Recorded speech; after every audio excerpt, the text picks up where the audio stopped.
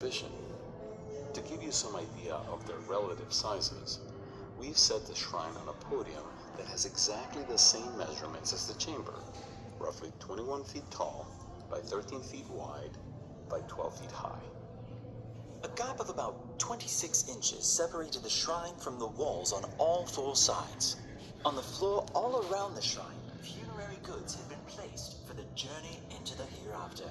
Apart from their practical importance as protection for the deceased king, the shrines also have a deep religious and symbolic meaning. The outer shrine symbolizes a festival hall in which the king renews his rule from time to time.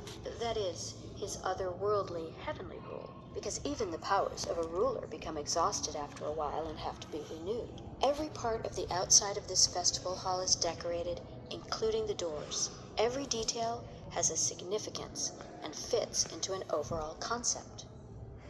Have a look now into the interior of the shrine, where you can see the open door.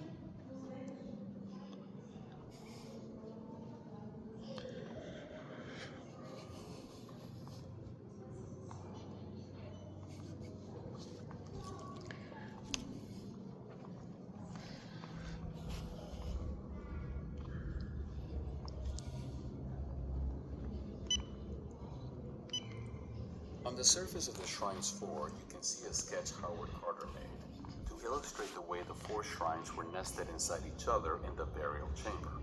In the background of the shrine, on the opposite wall, you can see the reproduction of a golden relief. It represents a story, an ancient myth known as the Book of the Heavenly Cow. The myth relates how the sun god Ra had once been determined to annihilate the whole of humanity because the people were going to rise up against him. It is no coincidence that this ancient myth was retold in the tomb of Pharaoh Tutankhamun. It was a reaction to the series of evils and conflicts in society and religion that took place during the time of Akhenaten, who overthrew the traditional gods of Egypt and would allow only the god Aten to be worshipped. Because even though the young 10-year-old pharaoh, under pressure from his advisors, had renounced all his father's reforms, and even though he had changed his name from Tutankhaten to Tutankhamun so as to honor the old state god Amun again, this was still meant to be a warning for all eternity that no one should rise up against the gods of Egypt, not even the pharaoh.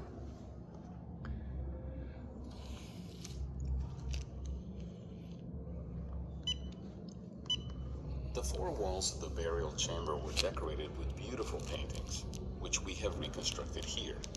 If you're standing in front of the open door of the outer shrine at the moment, then please turn around to face the reproduction that you'll find directly behind you. This is the east wall of the chamber. You'll see the procession with the coffin sledge, with the king's mummy under a high canopy, being hauled by 12 high officials over the desert sand towards the royal tomb. This is the funeral of Pharaoh Tutankhamun.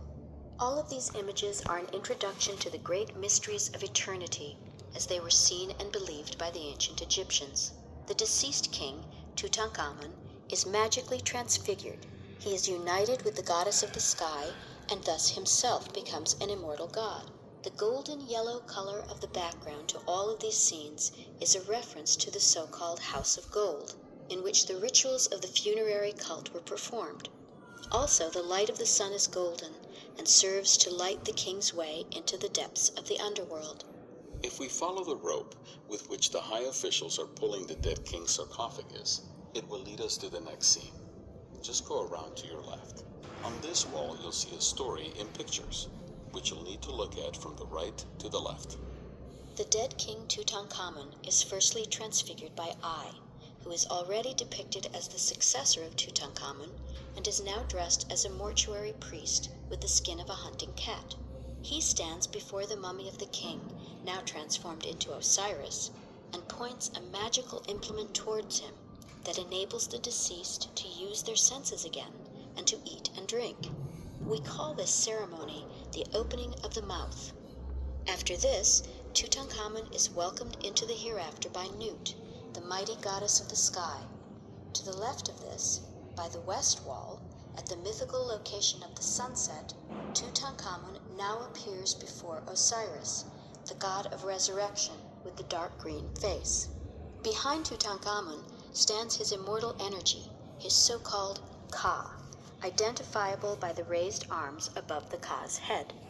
We can now move on to the next wall. At this point, you can once again see how little space there was in the burial chamber, and how narrow the space was between the outer shrine and the wall of the chamber. It's sometimes called the baboon wall, and it gives us yet another insight into the Egyptian underworld. It is the hour after sunset. The solar bark is just arriving in the underworld and is being greeted by 12 baboons. The sun god is depicted here in the form of a scarab beetle, as a scarab in the solar bark. Now let's carry on, moving around the burial chamber to the next wall.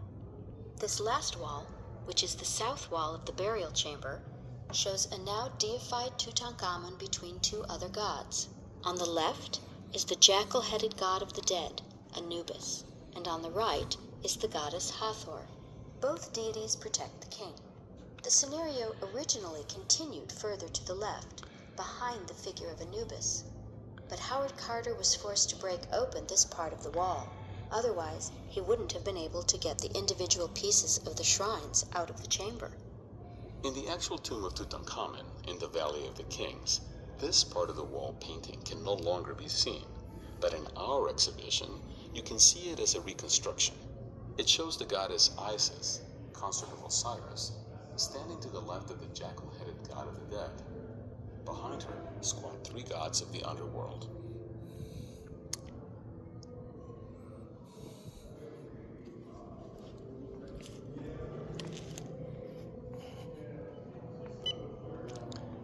We stand here as we face the shrines before the greatest mystery ever revealed by the tomb of a pharaoh, the last resting place of the young pharaoh Tutankhamun, a 4-fold casing that gives him protection. When we look at these great shrines, we can only wonder at the way they were built one inside the other, with a bigger shrine always around a smaller one. The winged sun disk over the entrances is reminiscent of the fact that the king has, in his tomb, been transformed into the sun. The shrines are made of wood. The surfaces inside and outside were covered with a fine layer of plaster, and then overlaid with gold leaf. These shrines are a magnificent testimony to the skill of the ancient Egyptian artists, and the 2 longer sides of the second shrine, which you're now standing in front of, show some of the most extraordinary scenes in Egyptian art. The scenes depict secret divinities of the underworld. Most of the inscriptions are encrypted. Carter and his expert colleagues couldn't get to the bottom of these mysteries at the time of the discovery, and even today, there are still some details that haven't been decoded. Only priests and initiates knew these secrets of the afterlife over 3,000 years ago. They explain the regeneration of the sun's power and the magical mechanism of the resurrection of the king. We'll be able to have a closer look at the second shrine later on, but for now, let's move on to the next shrine of the 4. Counting from the outside to the inside, it's the 3rd of the series in the tomb complex. With its sloping roof, this structure is built in imitation of an Upper Egyptian shrine. It contains the 4th and the last of the shrines. As you no doubt know, this innermost, fourth shrine in the burial chamber in the Valley of the Kings is where the sarcophagus lay. So let's now carry on to the sarcophagus. At last the great moment had arrived. Once we had dismantled the innermost shrine, the last one, the stone sarcophagus of the pharaoh stood before us.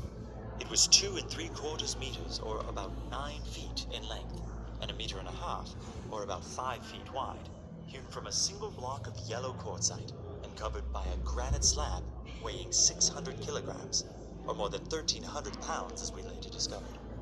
4 winged goddesses at the 4 corners enveloped the pharaoh and gave him their protection. Only several years after the discovery of the tomb did closer investigation establish that the sarcophagus had been remodeled at some point in ancient times before the burial of the pharaoh, because the goddesses had originally been wingless. Apparently, the sarcophagus was originally made for a completely different high-ranking person in the royal household, but was subsequently used for the burial of Tutankhamun. 15 months had passed since the discovery of the tomb, by the time we finally made the attempt to hoist up the enormously heavy granite lid of the sarcophagus. We had built a high scaffolding to which 2 hoists with 3 pulleys each were attached. I gave the signal. A profound silence reigned as the enormous slab lifted up off the sarcophagus.